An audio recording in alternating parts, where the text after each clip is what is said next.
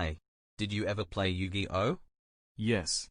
But I stopped some time ago. The game just isn't as good anymore. Hold it right there. I can't help but notice you spouting complete nonsense out of that wasted opening you call a mouth. Yu-Gi-Oh is still as awesome as ever. If anything, it's become even more entertaining over the years.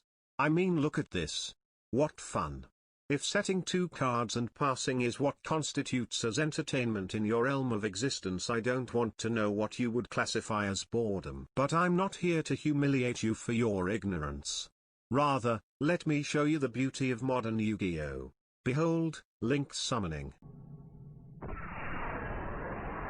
Now, to get my own personal biases out of the way first. Screw pendulum summoning. That shit mechanic can burn in hell along with all cards that support it. How challenging.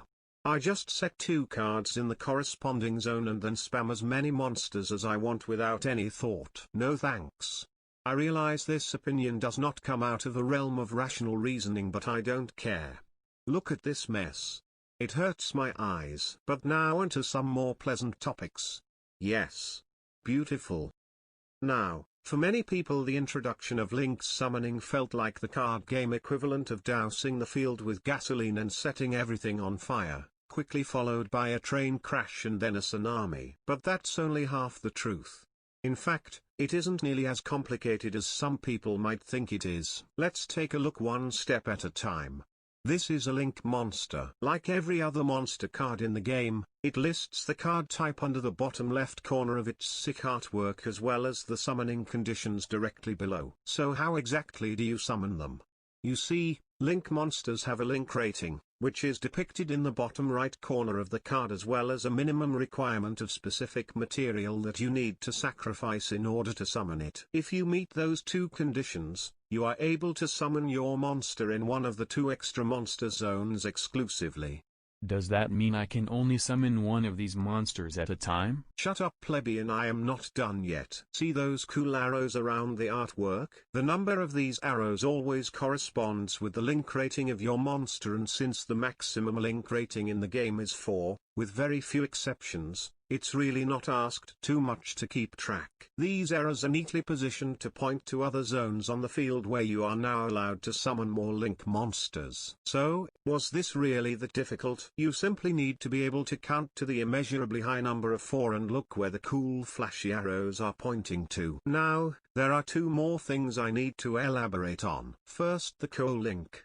This simply describes when the arrows of multiple Link monsters point at each other. The second describes the situation where a player is allowed to use both extra monster zones by linking the 2 zones together with the arrows of their monsters. This phenomenon is called the Extra Link. Thank you, Mr. Revolver.